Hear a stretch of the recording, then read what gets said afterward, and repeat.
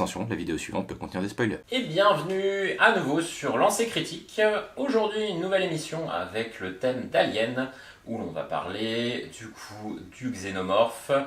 Est-ce que le xénomorphe est un insecte très énervé de l'espace, ou est-ce que c'est le tueur et le prédateur ultime? Pour répondre à cette question, j'ai quelques invités. On va commencer par toi, Xab, que vous connaissez déjà. Première fois sur cette chaîne, je suis très content. Et sinon, pour parler d'Alien, j'ai vu les films pour cette critique spécifiquement. J'ai revu Aliens, ou Alien le retour en français, sorti en 86. C'est un film de 86. Mais c'est très bien. Non, mais je pense que c'est une bonne base pour dire que vraiment là je suis investi. Non, j'aime beaucoup le jeu, j'aime ce qu'ils ont fait avec. Je sais que tout le monde ici partage cet avis.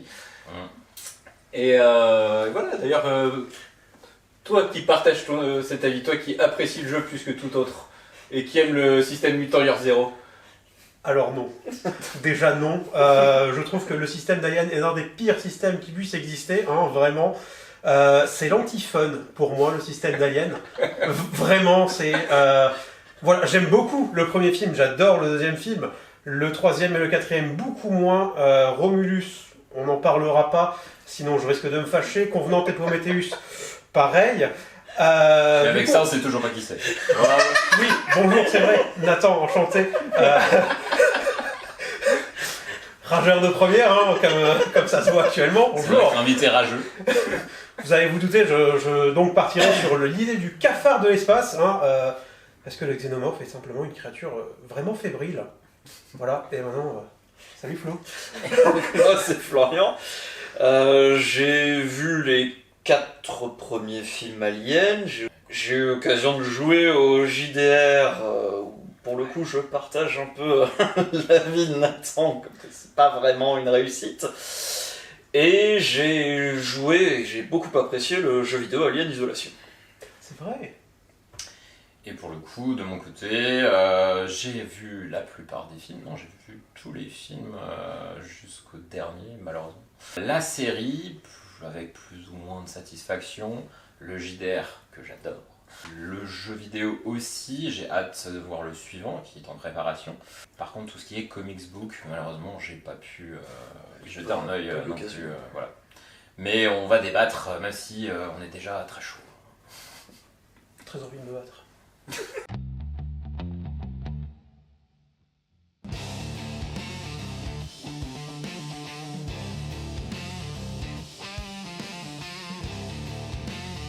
Je vais présenter un petit peu la licence Alien. Donc la première fois qu'on voit Alien, c'est au cinéma en 1979 avec Alien qui apparaît dans les salles sombres réalisées par Ridley Scott. Et jusqu'à aujourd'hui, il y a eu différents films et différentes séries, notamment la dernière avec Alien Earth qui est sortie cette année, je crois en 2025. Ma première question du coup pour le groupe, c'est quel est votre premier rapport avec l'univers d'Alien? Mon premier rapport, c'est le premier film, donc Alien le 8e passager. Alors je me souviendrai plus à quel âge je l'ai vu, je devais être assez jeune, et pour le coup, il a fait son petit effet, ça m'avait bien fait flipper quand j'étais petit. Et après, je crois que j'ai vu à peu près les films dans l'ordre, puis le jeu, puis le JDR, puis les autres films que j'aurais préféré ne pas voir. Quand Ridley Scott a repris la main. Ouais, voilà. Quand Papy Scott a repris le L'avantage de l'univers d'Alien, c'est peut-être aussi, il y en a qui vont sûrement pas être d'accord, mais que la licence a eu un certain nombre de réalisateurs qui ont fait du coup des styles très différents, puisque on est sur le premier, on est sur... Dont certains qui n'avaient absolument vu aucun film, ça s'est senti. Il y en a qui diront que le premier est un slasher, d'autres qui vont dire que le deuxième est un film d'horreur, le premier d'action, proprement parlé. Deuxième, un film plutôt musclé qui est de son époque, avec des militaires. Voilà. Ça manquait de Stallone, mais je pense qu'ils n'avaient pas les moyens. Le troisième qui est un peu plus... Comment on peut dire pour le troisième? Le troisième, il a... chaotique. Je m'en rappelle même plus du 3. À cause de la production, mais dans l'idée, il se voulait plus proche du premier, plus angoissant. C'est le système. Après, Alien marche dans des huis clos, Donc le premier dans un vaisseau spatial, le deuxième dans une station, le troisième dans une prison. Mais là, il y a une dynamique qui est différente puisque c'est des prisonniers qui sont pas armés, qui vont devoir lutter contre un alien. Dans le premier, ils sont pas trop armés non plus. C'est vrai. Ça reste des scientifiques. Et ils ça- ont un chat. Et ils savent ils savent ont pas fait ce qu'il des a trucs fait. C'est pas, Massive c'est Flight, pas un truc de cargo. Si, C'est l'UPS de Ah, c'est des l'espace. camionneurs, C'est c'est des des camionneurs, camionneurs, c'est oui. des camionneurs de l'espace. Et enfin le 4, C'est une station militaire. c'est une station militaire. Après on part sur Prometheus, donc on revient dans le passé, qui est le passé du futur, mais enfin c'est compliqué. Ouais, la timeline alien, faut pas trop chercher. Après on a Covenant, donc Prometheus il part chercher ce qu'ils appellent les ingénieurs, et Covenant ils partent coloniser une planète. Ça Avec se un budget cocaïne. Voilà, ça se passe pas très bien. Romulus, comment résumer Je crois que Romulus? c'est un remake, basiquement, Romulus. Romulus, c'est des pauvres gens qui s'enfuient d'une planète Ouais. parce qu'ils ont une grosse dette. Ouais. Et ils arrivent sur une station en espérant se faire un peu d'argent, je crois, non? Non, pour pouvoir se barrer. Non, En fait, ils ont besoin de récupérer du matériel Ah oui, c'est dans ça. la station. C'est un moteur, Ils je veulent crois, récupérer quelque chose comme ça. le refroidissement du Soit moteur. du fuel, soit du, Ouais. soit du fuel, soit une partie du moteur. Et c'est le seul endroit où ils ont de quoi récupérer cet équipement-là. Et bah, il se trouve que c'est une station de recherche Weyland-Yutani qui se base sur Romulus et Remus. C'est ça. Et ils sont du côté Romulus. Et c'est. Et ça se Et passe oui. pas bien. Et ça se passe pas bien. On espère ça se juste, passe- en vrai, ça va. on espère juste que la partie Remus ne sera pas exploitée, enfin de mon côté. Non, ils vont faire Romulus 2. C'est prévu déjà. Ah ouais, honnêtement pas fan du tout. Et après on a Alien Earth qui est une série qui vient de sortir sur des aspects. Je trouve, je sais pas si vous l'avez vu ou pas. Pas du tout. Pas Earth, du non. tout. Alors je vais juste faire vite. Je trouve que le xénomorphe n'est plus le gros monstre du film. Par contre, les autres races extraterrestres sont bien plus terrifiantes et c'est ça qui fait un peu peur parce que le truc s'appelle toujours Alien en fait. Donc On a oublié de noter dans tout cet univers Alien versus Predator, ah oui, C'est vrai. Ça, c'est important. Ouais, qui a sa place. voilà. Définitivement, ça a sa place. Le 1 comme le 2, Ça le 1 mérite comme le 2. d'exister. Mais honnêtement, je suis désolé, j'aime bien regarder Alien vs Predator. Alien- Mais c'est la même chose que Predator 2. Oui, ouais. Alien versus Predator 1 Alors, étant tu plaisir regardes pas coupable. Predator 1 parce que pour la même raison que tu regardes Predator 2, Non, tu vois. Et ben là, c'est pareil pour Alien et Alien versus Predator. Ouais, mais il n'y a pas Danny Glover Comme qui est la- très énervé dans Predator. Non, mais dans Alien versus Predator 1, t'as un russe très énervé et je trouve ça Et ça- tout aussi délicieux. Voilà. Et après, on a le JDR qui est là, qu'on a tous testé ici, dans des façons plus ou moins chaotiques, avec plus ou moins de sel. Mais ça, faut le sel. Hein ça me dit rien, on est d'accord. Honnêtement, tout ce qui est sorti d'Alien actuellement est là. Personnellement, j'ai tout testé. Les deux là aussi. Ça va un petit peu moins, mais tout a été testé, éprouvé. Voilà, il y a des trucs plus ou moins bien, mais on Il y est. a un léger problème de surenchère dans l'écriture des scénarios officiels. Ah bon Léger. Bah quoi, t'aimes pas de manger et une tempête de météorites et des pirates de l'espace et des crevettes qui te font peur? C'est vrai que vous Je suis avez. un peu déçu qu'il n'y ait pas des zombies, tu vois. Mais il y en avait dans cette. Il y en a. Il y en Dans a. la quête que je viens de te dire, hein, pour l'instant, tout se passe dans la M4. Sans vouloir Les vous- crevettes, les zombies, les. Je sais, les c'est trucs c'est de l'espace. l'initiation, c'est facile, on y va sans vouloir vous spoiler. Ah non, le scénar d'initiation, c'est Les Hope. Oui, Tu alors ils t'es ont, là, genre, Non, ils ont 10 changé. minutes avant Alien 2. ils ont changé Alien. Ah bon Ils ont changé, ouais. Pas sûr, oui, je pense qu'ils l'ont trouvé trop compliqué justement. Parce que c'est vrai que vous avez le bouquin de base et dedans vous avez un scénar qui se passe quelques jours avant que les Marines arrivent dans Aliens.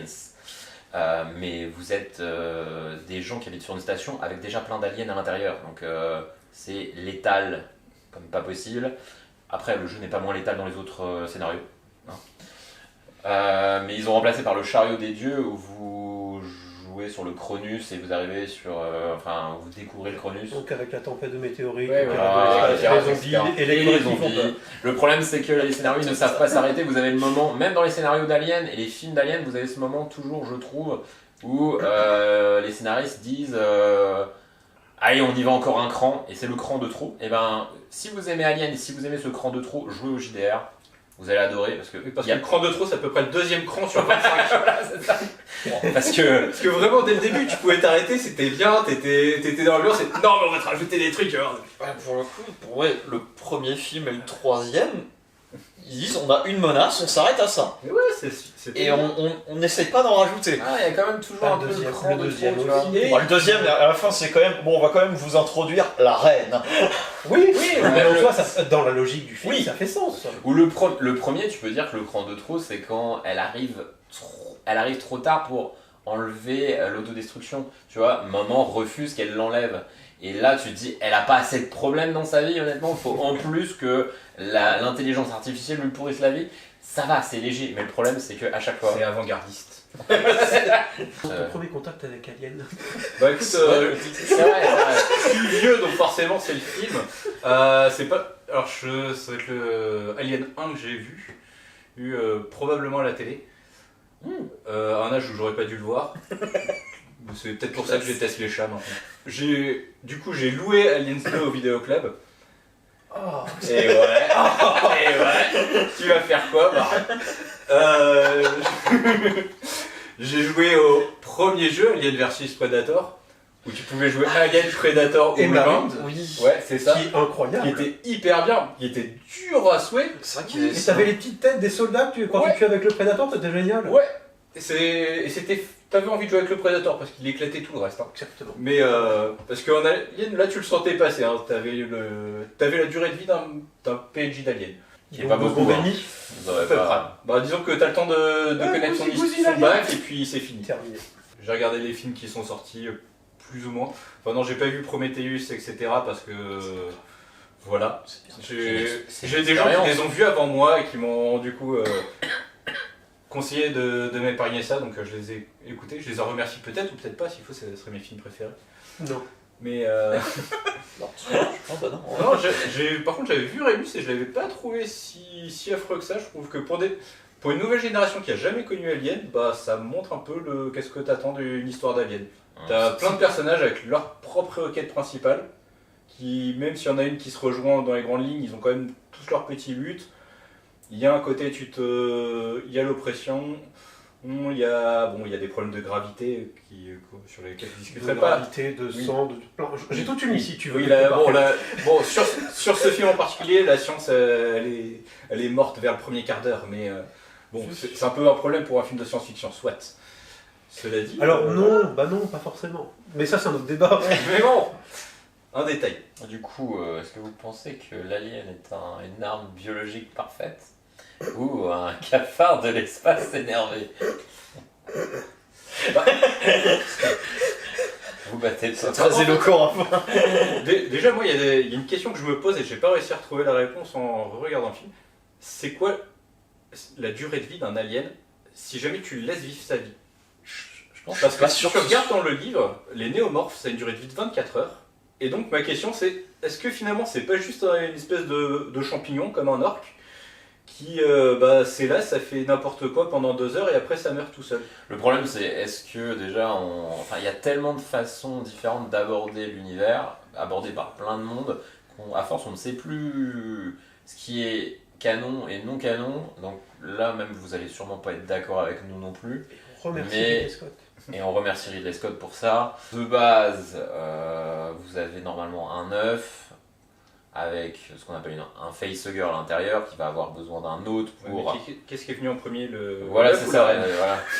Qui du coup va vous pondre dans la gorge, vous allez quelques jours ou quelques heures après, ça dépend des aliens parce qu'il y en a qui sont plus ou moins énervés. Une petite bête qui va vous sortir du thorax en vous tuant au passage, ça c'est pas drôle. Et après vous avez la Appliquant petite une bête. partie du code génétique de son hôte. C'est ça. Exactement. C'est vrai. Ça c'est quand même un truc qui fait Et que... C'est important. L'alien s'adapte, le xénomorphe s'adapte à son hôte et prend des caractéristiques. Alors est-ce que ça veut dire qu'après, s'il prend des caractéristiques pourries, Ben, c'est Bien, justement, ouais. j'ai envie de dire, c'est littéralement, s'il prend les caractéristiques de son hôte, pourquoi tu peux le tuer à coup de 9 mm à coup de feu? je sais pas. C'est nul. Ouais. Ça n'a aucun Ah intérêt. écoute, Parce que là, tu l'humain, vas- moi aussi tu peux me tuer. Oui, mais d'accord, oui, voilà, parce qu'il a montré que des humains, mais il y a Non. certainement autre chose dans Non, non, le il y a le chien. Il y a, Il y a le chien. il y a on le croit. chien, il y a les ingénieurs, etc.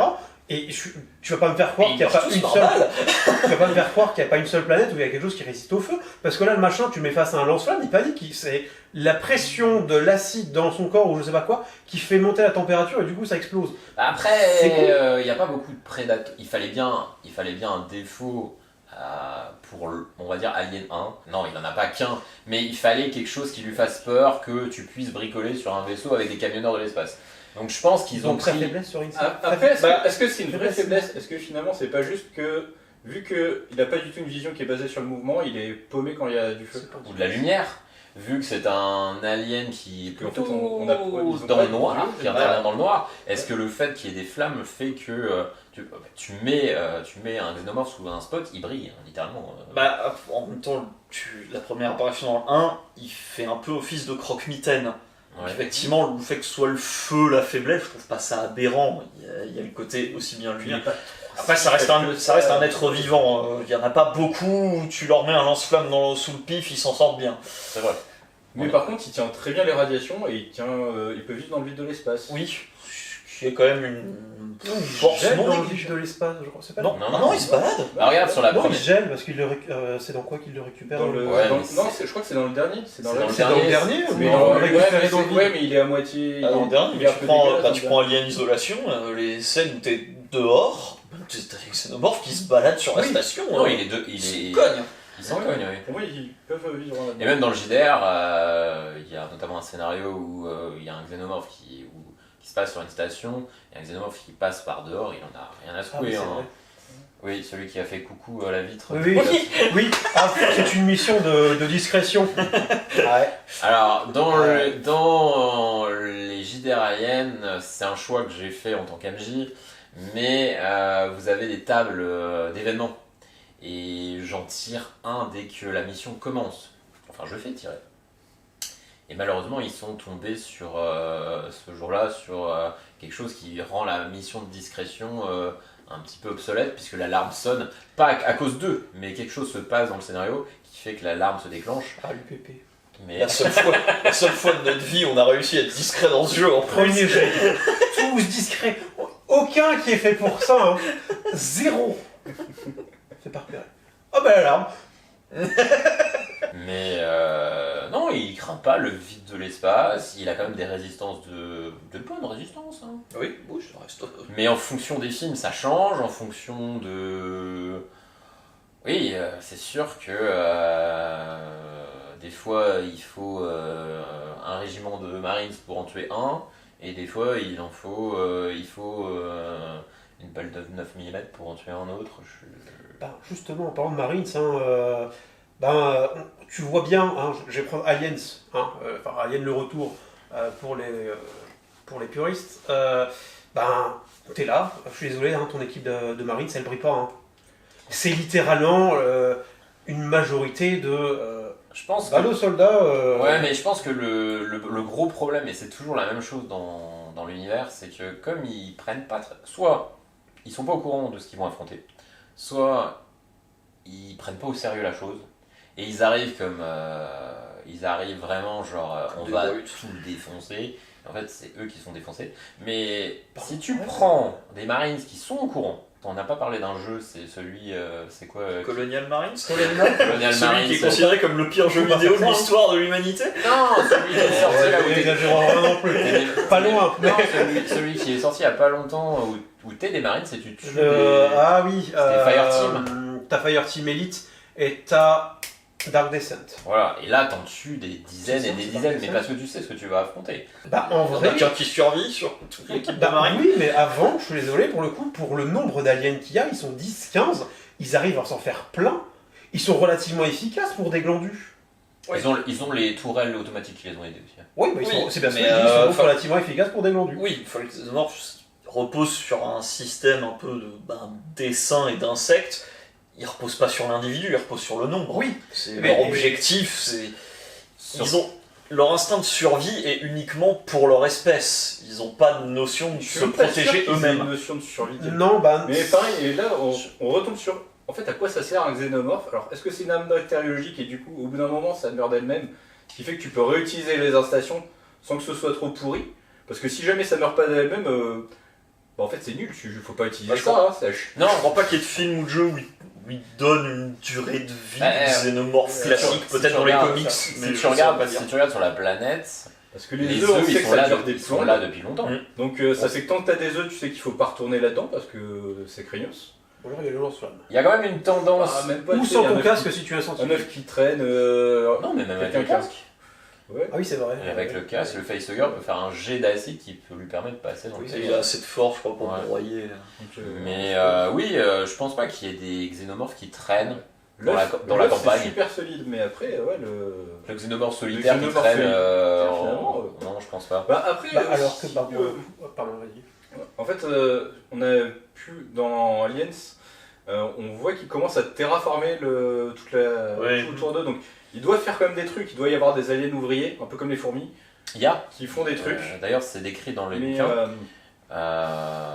Il n'y a pas qu'une. Alors, je pourrais pas Non, dire. c'est Il des y a, ruches, c'est il y a des la, essaims. il y a la reine, il y a les prétoriens, et après il y a les ouvriers, il y a les rôdeurs, il y a les. Enfin, il y a toute une Et il y a classe. une autre question que je me pose, est-ce que l'alien, il tue parce qu'il aime ça, pour manger ou pour protéger son territoire? Parce qu'en fait, je crois pas qu'on les voit manger.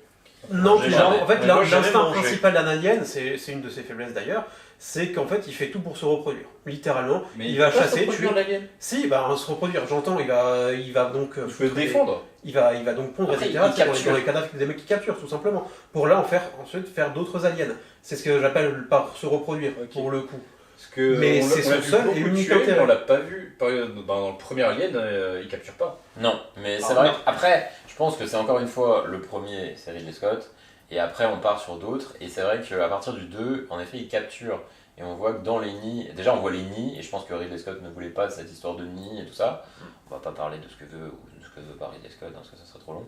On va Mais, inviter Ridley Scott. On invitera Ridley Scott. Ouais, terrible. Mais déjà, j'ai cru, ou alors c'est des rumeurs, mais j'ai cru comprendre que Ridley Scott n'était pas très chaud pour l'histoire de la reine. Donc l'histoire du nid, je pense encore moins. Donc le fait de capturer des victimes pour les tirer dans le nid, les contaminer ensuite, encore moins. Mais c'est vrai que je suis d'accord avec Nathan. Alors pour le coup, je trouve que c'est une force pour dire que c'est une arme ultime. C'est-à-dire que qu'il tue tout seul parce que c'est un prédateur ou qu'il vous capture pour vous mettre un facehugger sur la gueule, c'est une arme puisque de toute façon vous finissez mort. Hein. Et ben, je vais contre-attaquer là-dessus en disant que à partir du moment où tu as compris ça, tu peux le battre quand tu veux. Tu sais qu'il a envie de se reproduire, tu sais exactement quand est-ce qu'il va te tomber dessus, tu l'attends, tu le défonces. Point. C'est parce que si tu prends si tu prends les aliens de Aliens, et je suis désolé, mais 5-6 balles ça suffit et puis c'est terminé. Tu l'entoures d'essence, tu fous le feu et puis. Bah, le problème Hop là. c'est que si tu as dit oh, T'as juste à attendre si ça crève tout seul, peut-être. peut-être oui. Il y a aussi cette possibilité que le machin il calme juste tout seul de vieillesse. Hein. Après s'il y a la ruche comme dans la station du 2, ils sont quand même des dizaines et des dizaines et des dizaines. Et même si au début on les laisse rentrer tranquillement dans le nid avec les Marines, je pense que l'alien ne te laisse pas. Lui aussi peut t'avoir sur la durée, je veux dire. Alors c'est bien de le mitrailler, mais t'as un nombre de munitions limité. S'ils se débrouillent bien, vu qu'ils ont effectivement, ça se voit notamment dans le 4ème, ils n'hésitent pas à sacrifier certains des leurs pour réussir à soit s'échapper, soit choper plus de monde. Donc en soi, ils peuvent très facilement supplanter un ennemi qui est équipé technologiquement, alors que eux pas du tout, parce que ça reste quand même plus des animaux qu'autre chose. Ce que tu vois aussi dans le 2, puisque à un moment ils sont retranchés dans le labo, ils ont mis des tourelles de tir automatique, et clairement ils en ont rien à foutre. Ils les envoient par vagues jusqu'à ce qu'il n'y ait plus de munitions, et au moment où ils n'ont plus de munitions, ils font la vraie attaque. Et là, ils défoncent tout, parce que. Donc je pense qu'ils ont un instinct de survie. Si on parle de l'esprit ruche un petit peu qui a été évoqué, peut-être que c'est la reine qui leur commande d'attaquer, et du coup ils ont un instinct de protection et d'écoute de la reine. Ou alors ils n'ont pas d'instinct de survie du tout, ils en ont rien à foutre, leur but c'est de tuer, et peu importe comment, tant qu'un de leur espèce tue. Si on prend du coup l'idée de la ruche, ça rajoute une autre faiblesse derrière. Hein. Tu t'élimines la reine, tu perds la cohésion et c'est foutu, ça fait du coup juste des gros cafards sur lesquels tu tires dessus et puis ça meurt et puis techniquement c'est marre. Après, on passe au film 3 où on apprend pendant le film le xénomorphe qui est porté par Ripley est prévue pour devenir une reine, je crois. Ouais. Alors que ça veut dire qu'il peut y avoir d'autres reines en fait. Bah, Après, alors je crois que c'est choisi en fonction de s'il y a une reine ou pas préexistante. Il me semble que c'est un truc C'est comme un ça. mode de génétique chez certains insectes, où si Ouais, je crois que ça marche effectivement, avec les abeilles. selon, S'ils sont pas assez, ou selon trop l'alimentation, ils arrivent à définir s'il y a assez d'aliments, donc il faut plutôt des mâles ou plutôt des femelles, il faut potentiellement une nouvelle reine ou quelque chose. C'est un système qui existe vraiment. Donc oui, il me semble qu'en plus ils l'ont mis en place. Finalement, c'est plus un virus parce que ça défonce toutes les ressources. Et puis Oui, après, c'est vrai qu'il y a pas de... C'est vrai que leur problème, je dirais, c'est l'absence complète de gestion de leur environnement. Ça, effectivement. Je dirais plus une absence de finalité, pour le coup. Parce que une fois que t'as tout fait, une fois que t'as tout détruit, machin et tout, ils vont faire quoi entre eux? bon, pas grand chose. Mais je me demande, c'est des virus en fait. Ouais. Ça tue son autre. C'est l'équivalent de la fin de Dead Space 3. Le seul truc con que j'avais vu, il y a longtemps vu une vidéo qui parlait dans des comics où effectivement les xénomorphes qui n'avaient plus de reine sur une planète ou quoi, qui n'avaient plus de moyens de se reproduire, essayaient de capturer des humains, mais juste pour étudier leur mode de reproduction. Et après, ça partit dans des trucs vachement plus glauques. Donc voilà. T'es sûr que t'étais pas sur Route 34 ce jour-là? Même pas. Mais ouais, non, c'est donc. Et après, encore une fois, je ne sais pas si ça fait partie des univers canons, si c'est un truc isolé. En termes de comics. Je Je sais qu'il y en a plein. J'ai regardé vite fait avant, mais il y en a plein, et partout. Alors, littéralement, par exemple, si tu prends la première fois que le Predator a été appelé Yoja, c'était dans un truc Alien vs Predator, un comics. Je t'avoue au courant. Je suis désolé, c'est pas futé comme bestiole.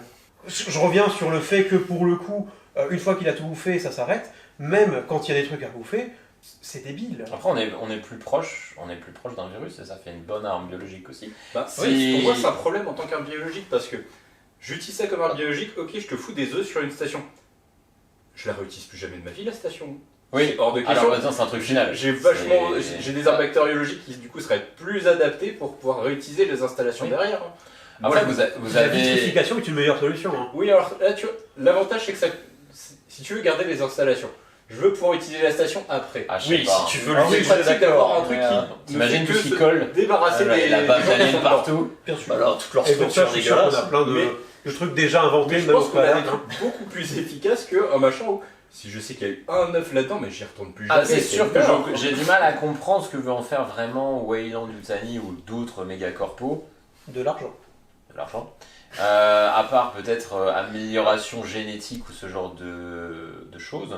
S'en servir comme arme, comme par exemple c'est fait dans la campagne Colonial Marines, s'en servir comme arme, c'est-à-dire que les soviets de l'espace, on va dire, qui est l'UPP, l'Union des... je sais plus, l'Union des peuples... L'union des punks apiens. enfin, je chose comme ça. Contre en gros les Américains. L'union des peuples pétés, parce Il y en a qu'ils qui ont sont un pas type d'alien, il y en a qui ont un autre type d'alien et ils vont s'envoyer les types d'aliens les uns sur les autres. Je trouve, ouais, ça n'a pas de sens. Le but du personnage de Guy Pearce dans Prometheus, de genre prolonger sa vie, il me semble que c'est pas ça. Dans Prometheus, Au tout début. Tu sais, quand t'as cette scène, il est super léché là. C'est où t'as Guy Monsieur Pearce, Weyland Yutani qui essaie dans de... Prometheus, c'est Weyland il essaye Enfin, Monsieur Weyland. il essaye de trouver les ingénieurs. Alors les ingénieurs, ce serait dans l'univers de Ridley Scott, ça serait les créateurs des xénomorphes et potentiellement le créateur de l'humanité aussi. Il s'imagine que parce qu'il va trouver ses créateurs, ils vont lui donner la vie éternelle, je sais pas. Oui, je suis un peu... C'est un peu dans le genre, je crois. Mais... Enfin, c'est un rêve, enfin c'est un espoir risqué.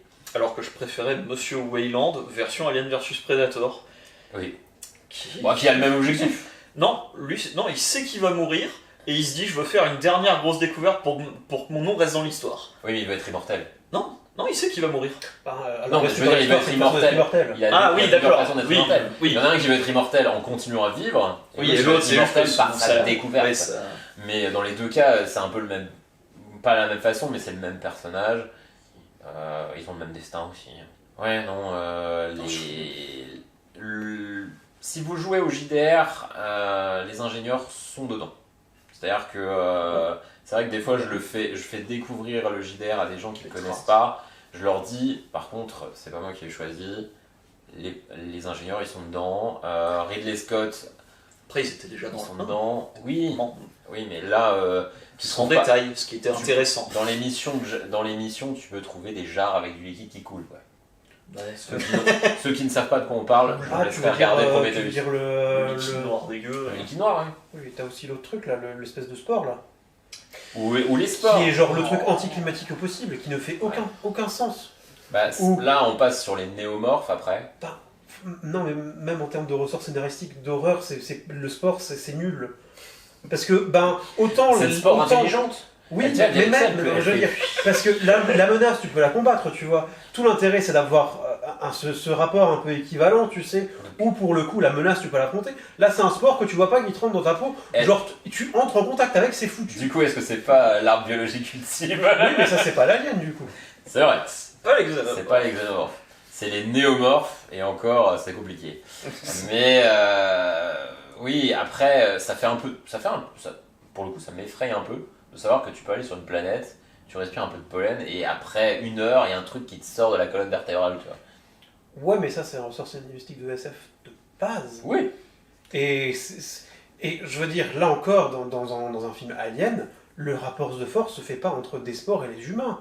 T'as ce rapport où, effectivement, dans Alien, la menace, tu la vois venir. Elle a beau être dans les conduits, elle a beau être absolument partout dans ton vaisseau, ta menace, tu sais qu'elle est présente, tu sais qu'elle peut te venir dans la tronche, et tu sais d'où elle viendra. Parce que généralement, tu le vois arriver, un machin, il est là, au niveau de ton visage, il te fait coucou, puis c'est terminé. Bah, tu l'as pas Là- vu arriver. Là, t'as Et il est discret. j'entends. Mais par rapport à un sport, il est vachement plus remarquable. Oui. Ah bah c'est sûr que il y a une scène où je crois que la spore se répand parce que le mec va pisser, je crois, ou un truc comme ça, et la spore arrive dans son conduit C'est pas quand ils auditif. sont vont là dans la douche. Ouais, ou peut-être ça, je sais plus. sais plus. J'ai plus ça. Ça, c'est... Oui, non, il y Et en a fait, les deux, mais et dans t'as, deux films différents. t'as vraiment le néomorphe qui se développe, c'est un peu body horror, qui se développe dans le conduit auditif pour faire des cellules qui vont se transformer petit à petit en ce néomorphe qui va finir par sortir littéralement du corps du porteur. J'imagine que pour faire le JDR, et puis après, quand Ridley Scott a repris, ils ont décidé aussi de faire un bestiaire dans le JDR qui donne de la variabilité dans les scénarios. C'est pas toujours affronter le xénomorphe, affronter différentes menaces. C'est vrai qu'ils n'ont pas tous le même système de fonctionnement. Par contre, ils ont tous le même niveau, le même système par rapport au fait qu'ils vont stresser les personnages joueurs. C'est la grosse de jeu qui me stresse. C'est la grosse problématique, puisque vous avez C'est pas du stress, moi, qui me provoque. le système d'Alien est notamment basé sur le fait que vous allez angoisser, puisque la vie dans l'espace est angoissante déjà. Et puis, quand vous avez un xénomorphe... Ses chaussures aussi, c'est angoissant dans ce jeu. Quand vous avez un xénomorphe qui Une débarque... crevette, c'est angoissant, on va te dire, putain. Les crevettes, je suis pas d'accord. Les crevettes, tu es en train de nager, tu patauges dans la jungle, littéralement c'est marqué, elles rentrent dans ton fut. Après, j'avoue, t'es en train de nager, tu vois pas dans l'eau, tu sens un truc qui touche sa jambe, tu fous. Il y a un truc qui rentre dans ton caleçon alors que t'es en train de patauger dans l'eau, je Eh. suis sûr que t'es pas content. Moi, personnellement, comme ça, complètement j'ai du stress qui monte. Donc ça leur a pas plu visiblement dans le scénar, mais c'était des... Ils pataugent dans un genre de marais dans la jungle, et il y a des grosses crevettes dans une eau qui s'infilent dans leurs pantalons. Non, c'était pas dans la jungle, c'était dans justement. Dans la carcasse du c'était vaisseau le qui est dans la Cronus. jungle. Non, mais c'était dans le Cronus. Et quand à un moment t'as une zone de flotte, là. Ah, ils l'ont fait 2 fois, Bah c'est oui, vrai. c'est dans le Cronus. Ouais, c'est vrai, c'est Où vrai. là, t'as Et on n'y où pense t'as pas le- assez aux t'as le- crevettes dans les films d'horreur. où t'as le Honnêtement, bibi, et t'as le bibi qui s'excite. C'est un animal qu'on néglige trop. C'est vrai qu'il faudrait faire quelque chose avec. L'énorme gambas d'horreur. Non, mais c'est... Du coup, le stress a le don dans ce JDR autant de frustrer visiblement que d'amuser. Ça les amuse. Oui, après, alors, moi je vais revenir à la chose principale qu'on a faite quand on a fait la toute première partie, hein, la toute première fois, quand on a fait Hadley's Hope, quand c'était encore le génie, la partie d'initiation, c'est que, ben, dans le JDR, je suis désolé, mais t'es obligé de faire de la méta. Tu es obligé si ton personnage a envie de survivre. Parce que sinon, ton personnage ne fait pas 10 secondes. Pour le Parce que t'es là, tu sais, t'es sur Adleso, quelques jours avant que les aliens arrivent, etc. Et t'es là, t'as donc l'entièreté de la station qui est foutue, hein, si je me rappelle bien, hein, ça fait quand même quelques années maintenant. Et bah, en fait, on te présente la chose comme si tu connaissais, toi, déjà en tant que joueur, la menace. Chose que tu ne dois pas appliquer quand tu joues. Tu vois ce que je veux dire? Oui, c'est vrai. Et en fait, si l'entièreté du scénario se base sur le fait que le joueur sait, mais que le PJ que du coup ne sait pas, enfin le personnage que tu joues ne sait pas, ça n'a aucun sens. Ouais, mais alors, là on est aussi sur un scénario d'initiation. Un scénario d'initiation, ça a certains codes qui doivent être respectés, surtout pour les jeux d'origine US. Notamment, ça part du postulat que tu connais l'univers, tu as présenté l'univers, et le but c'est de te montrer les différentes mécaniques, qu'est-ce que tu peux faire avec le jeu. Donc oui, il faut qu'ils partent d'un postulat de tu connais l'univers, et si tu veux faire un vrai scénario où tu vas découvrir les aliens, ça sera pour plus tard. Tu vas pas pouvoir le faire comme ça pour la découverte. Parce que oui, je pars en convention, je viens pour faire un scénario alien, je veux qu'il y ait des aliens. Oui. C'est la base. Alors que clairement, je connais un MJ qui a fait du Alien, qui nous a fait un scénario d'Alien sans xénomorphe. Et honnêtement, c'était génial parce qu'il y a toute une dynamique dans le jeu qui est basée sur la trahison. Les personnages ont des objectifs perso qui sont souvent liés à des motivations personnelles qui sont pas souvent liés à l'esprit d'équipe. L'argent, voilà, il y a carrément une classe où vous êtes un corpo, vous êtes un agent de la compagnie. Tout le monde sait que vous allez trahir, c'est sûr. Et là, pareil, c'est chiant parce que généralement, tu sais, à chaque fois, lui il dit oui, Butani, ouais, bon, c'est méta, mais oui, t'es une ordure. Hein. Mais tu vois, il n'y a pas que cela. Là, pour le coup, on revient sur un truc que moi j'adore dans Alien, c'est pour le coup, c'est la partie où effectivement tu as tous ces personnages où ils ont tous leur propre machin. Bon, ça change pas d'un JDR de base, j'entends bien, chacun a ses propres volontés. Mais dans Alien, je trouve que c'est exacerbé et que c'est très bien. C'est pour ça que je demande toujours à jouer avec Flo, parce que soit on est meilleurs amis, soit on est les pires ennemis du monde et on est obligé de s'apprécier, de travailler ensemble. Et c'est pour ça que je joue uniquement avec Flo, parce que je sais que déjà il va supporter le sel avec moi, tu vois, et que soit on va se tirer dans les pattes d'une façon ou d'une autre, soit en tant que bro, soit en tant que pire ennemi. Et il y a ce sel, tu vois, c'est ça qui fait le sel d'Alien. Pas uniquement le mauvais sel, mais le bon sel. Tu vois ce que je veux dire? Après, vis-à-vis du GR, je reviens du coup sur Xenomorph. En l'occurrence, dans le JDR, à moins d'avoir limite les meilleures armes du jeu, tu te fais trucider. Tu n'as aucune chance de t'en sortir. C'est le but aussi de présenter ça comme c'est la grosse menace. Et c'est d'autant plus dommage du coup qu'ils aient fait des scénars où c'est autant de l'escalade des catastrophes, parce qu'ils ont déjà un truc qui est l'Apex Predator, tu peux pas aller plus haut. Je pense, dès que tu as des missions où tu ne joues pas des Marines et où tu as quasiment soit aucune chance de trouver une arme, soit le merveilleux système de stress dit que utiliser une arme, ça te fait faire un AVC. Automatique. Ah oui, pardon. Même la solution... Quand tu rentres dans un combat avec un xénomorphe dans ce jeu et qu'on te dit ouais t'as intérêt à fuir, je veux bien mais tu fuis, le xénomorphe il te rattrape parce qu'il a des stats qui disent tu ne peux pas t'échapper. Non mais t'as aussi les mécaniques pour te planquer derrière. Pour te planquer. Pour fuir. Ouais. Faut savoir que le JDR est ultra létal pour les joueurs. Si vous avez envie d'avoir un personnage, de faire une campagne sur Alien, et vous avez ce personnage que vous avez créé avec amour, et que vous voulez le conserver parce que vous l'adorez, vous y avez mis tout votre cœur, changez de jeu. Faites pas ce JDR. Oui, je suis assez d'accord parce que honnêtement, le risque c'est que à la première rencontre avec un ennemi qui est un xénomorphe, un néomorphe ou un facehugger, un singe bleu, un singe bleu voleur donné, un singe bleu voleur donné, parce qu'il y a des singes bleus voleurs donnés. Tout ça, c'est ultra létal et vous avez un gros risque de perdre votre perso à tel point que tous les PNJ dans les aventures sont statés pour que les joueurs ne se retrouvent pas dans un coin de la table à ne plus jouer. On leur donne alors un autre personnage jouable ou alors un PNJ qu'ils incarnent après. Et est-ce que c'est pas là un défaut de conception? C'est un défaut. Alors je suis pas d'accord parce que ça c'est quelque chose qui existait déjà sur les campagnes de l'appel de Cthulhu.